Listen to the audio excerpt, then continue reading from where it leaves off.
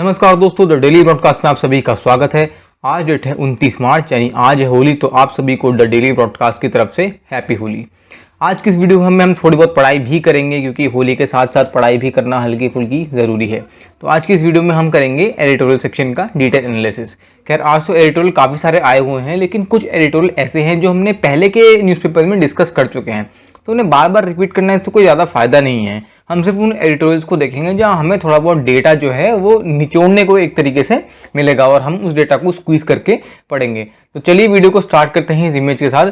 देखिए आज की डेट में क्या हो रहा है। आपको पता होगा कि कोरोना के केसेस जो हैं वो कई राज्यों में बहुत ज़्यादा आने लग गए हैं। कई राज्यों ने तो अब लॉकडाउन भी लगाना शुरू कर दिया है, और लॉकडाउन से याद आया कि महाराष्ट्र के कई अब सिटीज़ में कह सकते हैं वहाँ लॉकडाउन इनफैक्ट लगा भी दिया जा चुका है। नाइट कर्फ्यू तो मध्य प्रदेश के भी कई राज्यों में चल रहा है, और अभी होली में ऐसा कर दिया है कि दिल्ली में, यानी हमारी जो कैपिटल सिटी है, वहाँ पर होली खेलने से एक तरीके से बैन कर दिया है कि लोग बाहर निकल के होली नहीं खेलेंगे, अपने घरों के अंदर ही करेंगे। क्योंकि आज की डेट में कोविड जो है उसके नए वेरिएंट्स जो हैं वो पाए जा चुके हैं, और ये और ज़्यादा तरीके से फैल रहे हैं, तभी तो ज़्यादा केसेस भी आ रहे हैं।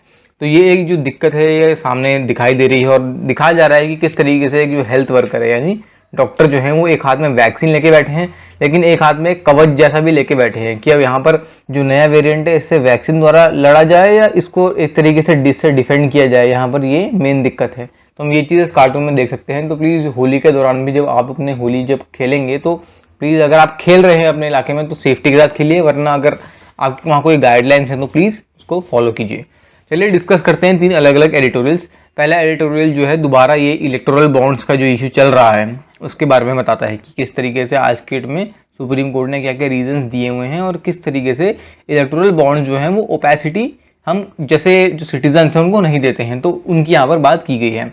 वैक्सीन की बात की गई, यानी एक तरीके से एस्ट्राजेनेका जो वैक्सीन है वो किस तरीके से बनी है, और आज की डेट में उस पर क्या कंडीशन चल रही हैं, क्या क्या एक तरीके से हम कह सकते हैं क्वेश्चन मार्क आ रहे हैं, क्योंकि यूरोपियन कंट्रीज़ ने उन्हें बैन कर दिया है। तो उसकी बात की गई है। यहाँ पर प्लेसेस ऑफ वर्शिप एक्ट की बात की गई है, क्योंकि किस तरीके से आज की डेट में जो कोर्ट है वो नोटिस इशू कर रहे हैं और पेटिशंस फाइल किए जा रहे हैं प्लेसेस ऑफ वर्शिप एक्ट को लेके। तो उसकी बात भी करेंगे। चलिए स्टार्ट करते हैं पहले एडिटोरियल के साथ। जो पहला एडिटोरियल है इसका नाम ही है ओपेसिटी रूल्स। यहाँ पर राइटर कहना चाहते हैं कि किस तरीके से हम जैसे सिटीजन्स, यानी जो हम लोग जो सरकार बनाते हैं वोट देने के बाद, हम लोगों को खुद ही नहीं पता कि ये जो पार्टीज जिनको हम वोट दे रहे हैं इनको पैसे कहाँ से मिलते हैं, इनकी फंडिंग कहाँ से आती है। हम सोचते हैं कि फंडिंग जो है सही डायरेक्शन से आ रही है, लेकिन मे बी ये फंडिंग जो है ये एक गलत तरीके की फंडिंग है, या एक ऐसी फंडिंग है जो उस पार्टी को जिस तरीके से मिली है वो तरीके से नहीं मिलनी चाहिए। तो यहाँ पर राइटर वही बता रहे हैं कि किस तरीके से हमारे जो अभी करंट के CJI हैं, chief justice of India justice S A Bobde. Chief justice of India से याद आया कि हमारे अगले चीफ जस्टिस कौन हैं, ये आप हमें कमेंट सेक्शन में बताइए। कल के एडिटोरियल में भी हमने इस चीज़ के बारे में डिस्कस किया था, तो आप कमेंट सेक्शन में ये बताइए। मैं आपको इतना बता देता हूँ कि वो हमारे इंडिया के 48 CJI होने वाले हैं। प्लीज़ आप इस चीज़ को याद रखिए, क्योंकि आपसे एग्जाम में पूछी जा सकती है कि हमारे जो आने वाले CJI हैं, या जो जब वो अप्रैल में बन जाएंगे उसके बाद आपसे पूछा जा सकता है कि ये कौन से नंबर के CJI थे।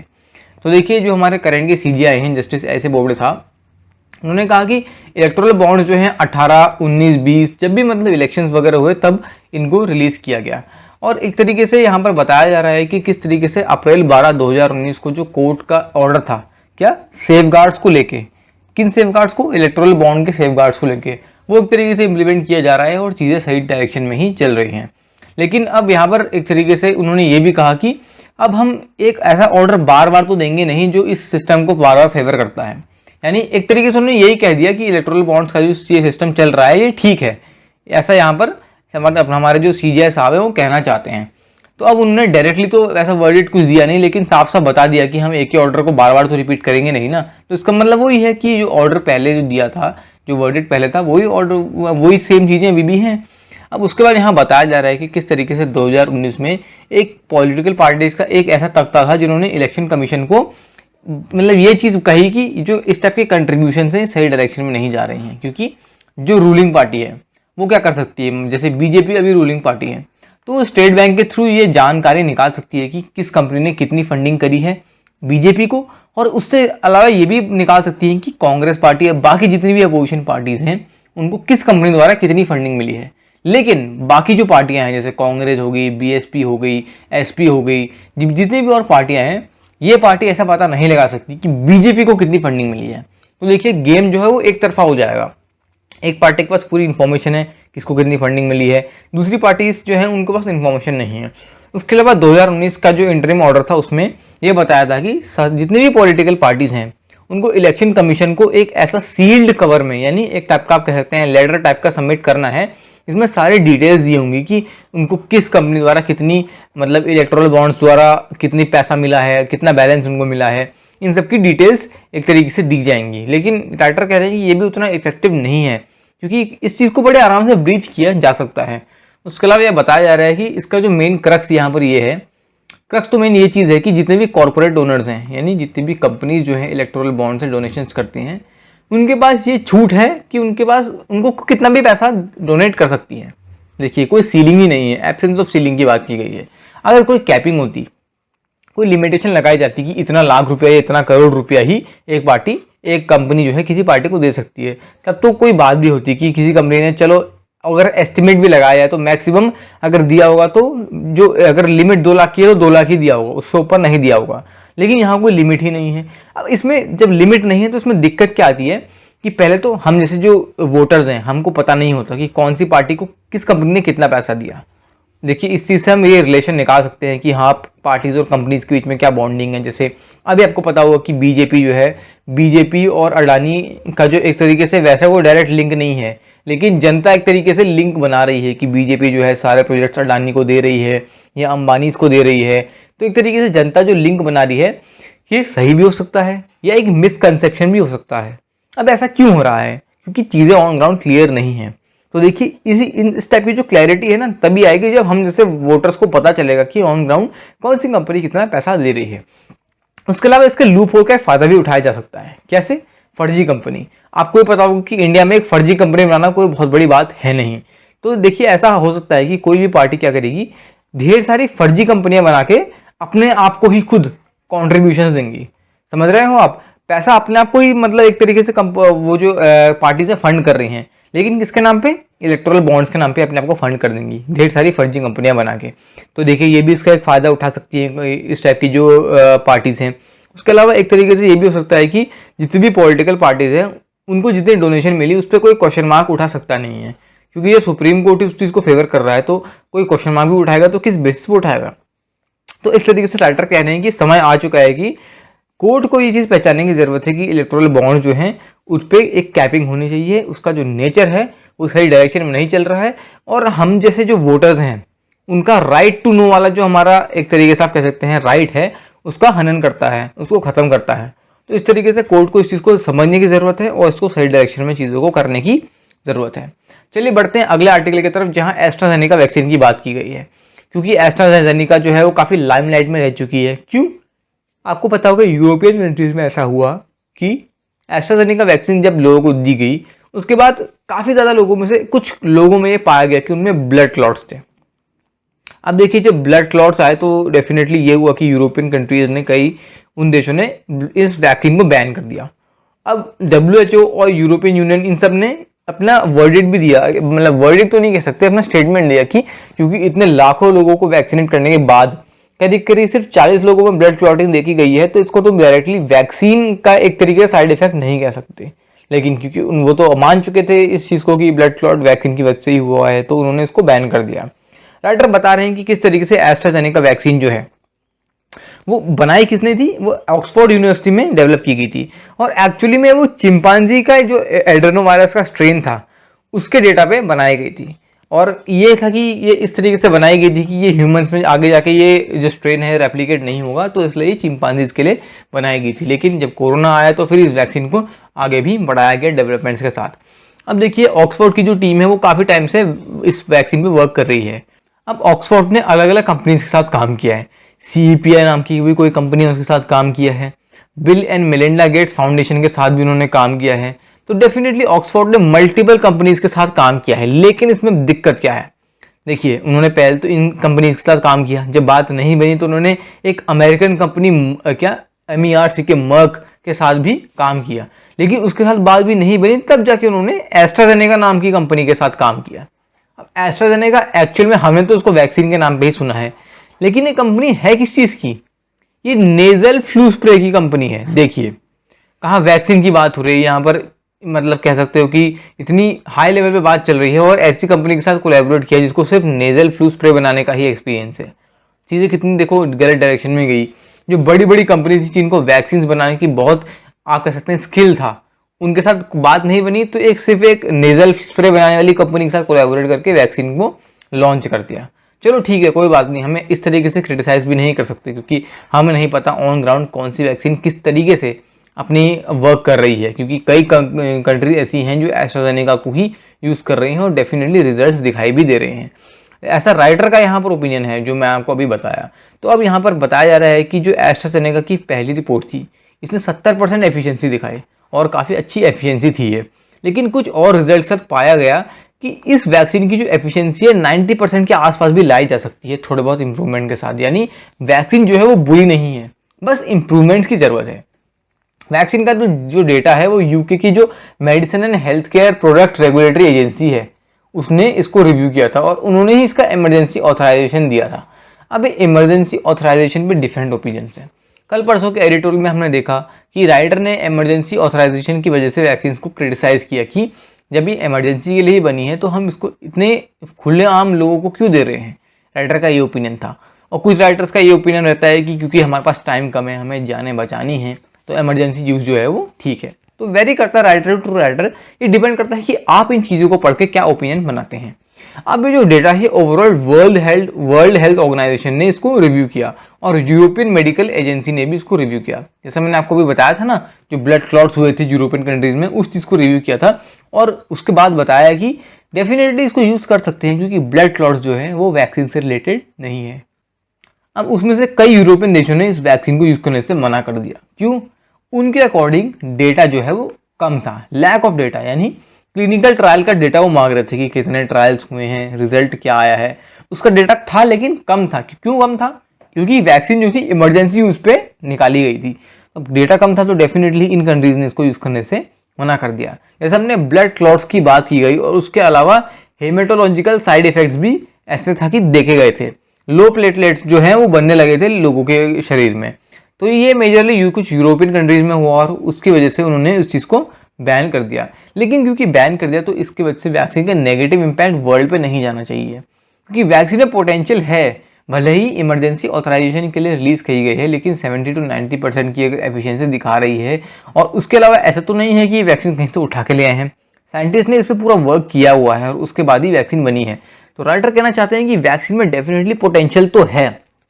हाईलाइट इस चीज़ को करना है कि हमें इसमें थोड़े और रिसर्च करने हैं, क्लिनिकल रिसर्च, इसमें डेवलपमेंट करना है, लॉजिस्टिक्स और ट्रांसपेरेंसी को इम्प्रूव करना है ताकि जो हमारा कम्युनिकेशन है कंट्रीज का के साथ वो बढ़ सके। और एक बार कम्युनिकेशन बढ़ेगा तो डेफिनेटली कंट्रीज का जो भरोसा है वैक्सीन पे और ज़्यादा आएगा। अगले आर्टिकल की बात करते हैं। यहाँ पर प्लेसेस ऑफ वर्शिप एक्ट की बात की गई है।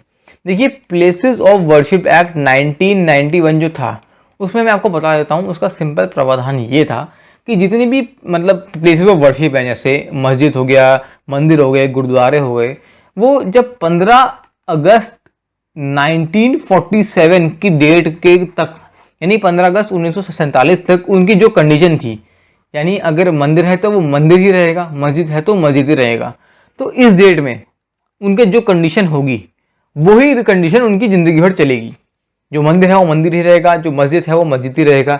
यानी कोई ऐसा नहीं कह सकता आज की डेट में कि ये यहाँ पर मंदिर है तो यहाँ पर पहले मस्जिद हुआ करता था तो अब यहाँ पर मस्जिद बनाया जाना चाहिए, या यहाँ पर अगर मस्जिद है तो इसको हटा के यहाँ पर मंदिर बनाना चाहिए। ऐसा नहीं हो सकता क्योंकि प्लेसेस ऑफ वर्शिप एक्ट 1991 कहती हैं कि 15 अगस्त 1947 को जो कंडीशन थी वही कंडीशन आज भी मेंटेन रहेगी, बट इसका कुछ एक्सेप्शंस भी हैं।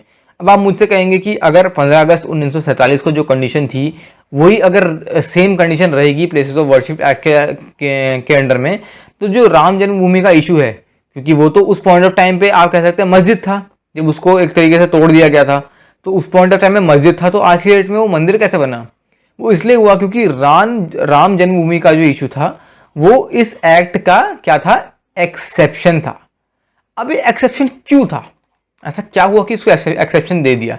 देखिए यहाँ पर मैं इस आर्टिकल का पूरा मैं आपको पढ़ के नहीं बताऊंगा, लेकिन मैं इसका पूरा क्रक्स आपको बता रहा हूँ कि ऐसा हुआ कि एक और स्टेटमेंट आया कोर्ट की तरफ से कि जो भी ऐसा इस टाइप के इंस्टीट्यूशन है, मंदिर या मस्जिद, जो 1991 से, क्योंकि प्लेसेस ऑफ वर्शिप एक्ट तो 1991 को आया ना, तो 1991 को एक्ट आया, तो 1991 के बाद कोई भी ऐसी चीज होगी, यानी कोई भी ऐसा कह रहा है कि मंदिर हटा के मस्जिद बनाओ या मस्जिद हटा के गुरुद्वारा बनाओ, ऐसा कोई भी अगर कह रहा है तो ये चीज नहीं मानी जाएगी, क्योंकि 15 अगस्त 1947 को जो कंडीशन होगी वही मानी जाएगी। लेकिन उन चीजों का क्या होगा जो प्लेसेस ऑफ वर्शिप एक्ट 1991 के बनने से पहले जो चैलेंज हो गई थी। यानी मान लीजिए कि कोई चीज है 1980 में चैलेंज हो गई, 1980 में कोर्ट में पहुंच गई, उस पर जजमेंट चल रहे हैं कि क्या सही है क्या गलत है, और उसके बाद प्लेसेस ऑफ वर्शिप एक्ट 1991 आया, तो क्या उसकी proceedings places of worship act के तहत चलेंगी? ऐसा नहीं होगा। जो भी चीजें 1991 के बाद अगर ऐसी होंगी वो ही प्लेसेस ऑफ वर्शिप एक्ट के तहत चलेंगी, उससे पहले जितनी भी चीजें हैं वो नहीं चलेंगी। तो राम मंदिर का इशू भी ऐसा ही था जो 1991 से पहले चैलेंज हो चुका था, तो उसको इसमें एक्सेप्शन दिया गया। और भी कुछ चीजें हैं जिनको एक्सेप्शन दिया गया, जैसे आपको पता है कि आर्कियोलॉजिकल सर्वे ऑफ इंडिया यानी ASI जो है वो आए दिन कुछ ना कुछ निकालते रहते हैं जमीन से, कभी कोई हिस्टोरिकल साइट निकल गई, कभी कहीं सोना चांदी निकल गया, कुछ भी ऐसा निकल गया जो हमारी हिस्ट्री या कल्चर से रिलेटेड है। तो इस टाइप की चीजें जो हैं अब ये भी चैलेंज हो सकती हैं, क्योंकि कोई कह सकता है कि जो चीज़ पाई गई है हिस्टोरिकल ये किसी धर्म से रिलेटेड है, तो इस धर्म के लोगों को मिलनी चाहिए, या ऐसा ऐसा कुछ भी हो सकता है। तो यहाँ पर बताया गया है कि जो इस टाइप की फाइंडिंग्स होंगी वो भी प्लेसेस ऑफ वर्शिप एक्ट के तहत उनको एग्जेम्प्ट किया जाएगा। तो मैंने आपको इसके एग्जेम्पशंस भी बता दिए क्या क्या चीज़ें हैं। तो बताया जा रहा है कि किस तरीके से 9 नवंबर 2019 को जो सुप्रीम कोर्ट का जजमेंट था, किसमें M सिद्दीकी वर्सेस महेश महंत सुरेश दास का जो ये जजमेंट था, ध्यान रखिए इसको आप याद रखना क्योंकि ये आपसे कहीं पूछा जा सकता है। तो इसका जो राम जन्मभूमि का केस था, इसको एक तरीके से इसका वर्डिक्ट किसने दिया था? उस टाइम के चीफ जस्टिस कौन थे? रंजन गोगोई साहब थे। उसका जस्टिस ऐसे बोबड़े जो अभी के करंट CJI हैं, जस्टिस GY चंद्रचूड़ जिन्होंने अभी इंडियन आर्मी के जो वुमेन ऑफिसर्स जिनको परमानेंट कमीशन देना है उन पे अपना वर्डिक्ट दिया था, अशोक भूषण और S अब्दुल नजीर, ये वो थी पूरी बेंच। आपको बेंच के नाम अगर हो सके तो आप याद कर लीजिए क्योंकि आपसे इंटरव्यू में पूछा जा सकता है। अब एक तरीके से जजमेंट तो जो था ये थोड़ा अलग जजमेंट था, क्यों? क्योंकि ये प्लेसेस ऑफ वर्शिप एक्ट जो था उसका 1991 उसके स्पेशल प्रोविजंस में आता है, यानी एक तरीके से जो हमने एक्सेप्शंस डिस्कस किए उसकी बातें थी। लेकिन हमारा जो प्रियम्बल है वो क्या रीड करता है? ऐसा राइटर कह रहे हैं कि जो प्रियम्बल है वो एक तरीके से यहाँ पर रीड करता है कि any act to prohibit conversion of any place of worship and to provide for the maintenance of religious character of any place of worship as it existed on 15th day of August 1947, यानी जो हमने अभी बात करी 15 अगस्त 1947 को जो condition होगी, जो मतलब उसकी जो भी मंदिर या मस्जिद है, जो भी रिलीजियस कैरेक्टर की प्लेस है, वो जैसा होगा वो वैसा ही चलता जाएगा। ऐसी बात हमारे प्रियम्बल में भी लिखी गई है और यही बात प्लेसेस ऑफ वर्शिप एक्ट में भी लिखी थी। लेकिन जब उसका एनालाइज किया तो सुप्रीम कोर्ट ने कुछ चीज़ें कही। पहला क्या क्या कहा कि सेक्शन 3 जो है वो एक तरीके से ऐसा बार इम्पोज करता है कि किसी भी प्लेस या ऑफ वर्शिप है, यानी कोई भी मंदिर या मस्जिद है, उसको हमें रिलीजियस डिनोमिनेशन में कन्वर्ट नहीं कर सकते। उसके अलावा बताया गया कि किस तरीके से 15 अगस्त 1947 को जो कंडीशन थी किसी भी प्लेस ऑफ वर्शिप की, वही कंडीशन जिंदगी भर चलेगी। एक तरीके से हम राइटर यहाँ कह रहे हैं कि ये नॉर्म्स जितने भी हैं ये हमारे फंडामेंटल ड्यूटीज जो आर्टिकल 51A के अंदर आती हैं। ध्यान रखिए ये चीज़ इंपॉर्टेंट है क्योंकि कभी कभी पूछा एग्जाम्स में आ जाता है कि फंडामेंटल ड्यूटी किस आर्टिकल के अंदर आती हैं, वो है आर्टिकल 51A। तो एक तरीके से यहाँ पर राइटर कह रहे हैं कि जो हमारी फंडामेंटल ड्यूटी है उसको भी बिल्कुल अच्छे से फॉलो करता है।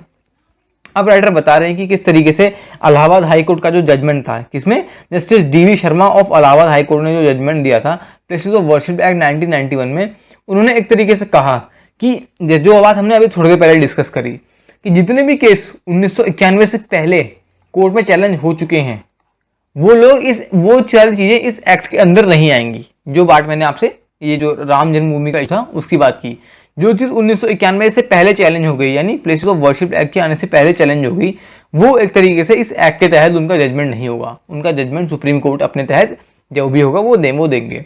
और उसके अलावा ये भी बताया गया कि किस तरीके से सेक्शन 4 के अंदर बताया गया कि 6 दिसंबर 1992 को जो बाबरी मस्जिद है उसको ढा दिया गया था। और उसके बाद एक तरीके से यहाँ पर आप कह सकते हैं कि जो इस्लामिक स्ट्रक्चर था उसमें काफ़ी दिक्कतें हुई।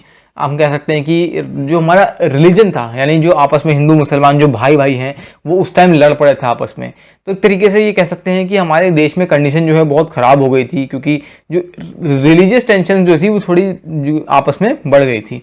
उसके अलावा हमारा जो राइटर बात कर रहे हैं फ्रीडम ऑफ रिलीजन, उसके अंदर कौन सा आर्टिकल? आर्टिकल 25 और 26 जो है वो एक तरीके से हमें गारंटी करते हैं कि हमारे पास जो हमारा धर्म है हम उसको बहुत अच्छे से प्रैक्टिस कर सकते हैं और उसमें कोई वो भी नहीं होगा। आप कह सकते हैं आप कोई क्वेश्चन मार्क नहीं उठा सकता कि ऐसा क्यों हो रहा है। तो हमारे जिन्होंने हमारा संविधान बनाया है, जिन्होंने बनाया है, संविधान के नाम पे एक ही इंसान का नाम बहुत ऊपर आता है, वो है हमारे ड्राफ्टिंग कमेटी के चेयरमैन भीमराव अंबेडकर साहब। तो देखिए जो हमारे फ्रेमर्स हैं कॉन्स्टिट्यूशन का, उन्होंने इन आर्टिकल्स को बहुत एक्सटेंसिवली डिबेट करके बनाया है, बहुत सोच समझ के बनाया है। राइटर ये चीज़ कहना चाहते हैं। एक सेक्युलर कंट्री से हम क्या मानते हैं, हमारी कंट्री क्योंकि सेक्युलर कंट्री है तो इसका मतलब हम किसी भी धर्म से, किसी भी कम्युनिटी से, किसी भी पर्सन या जो कोई भी प्रोफेशन जो होल्ड करता है या कोई पर्सन अगर किसी धर्म पे अगर विश्वास रखता है तो हम उसका डिस्क्रिमिनेशन नहीं करते। हर इंसान को ऐसा हक है कि वो अपना एक पर्टिकुलर प्रोफेशन प्रैक्टिस कर सकता है, अपना धर्म प्रैक्टिस कर सकता है और किसी भी कम्युनिटी को बिलोंग कर सकता है। इन सब चीज़ों पे कभी भी कोई क्वेश्चन मार्क नहीं उठा सकता क्योंकि ये तो हमारे फंडामेंटल राइट्स हैं। राइटर ये चीज़ यहाँ बताना चाहते हैं। तो देखिए आज हमने डिस्कस कर 3 अलग अलग एडिटोरियल्स। आई होप आपको ये एडिटोरियल पसंद आए होंगे। अगर आपको आए तो डेफिनेटली इस वीडियो को लाइक कीजिए और अगर आपको कोई डाउट्स है तो कमेंट सेक्शन में ज़रूर ड्रॉप कर दीजिए। चैनल को अगर शेयर नहीं किया है और वीडियो को शेयर नहीं किया तो शेयर भी कर दीजिए अपने फ्रेंड्स के साथ, कि नॉलेज शेयर करने से ही इंक्रीज होती है। और अगर आपने चैनल को सब्सक्राइब नहीं किया तो डेली ब्रॉडकास्ट को डेफिनेटली सब्सक्राइब कर लीजिए और बेल आइकन को भी दबा दीजिए ताकि आपको सारी की सारी न्यूज़ अपडेट्स विद टाइम मिल जाए। तो आज की वीडियो के लिए इतना ही। Thank you very much.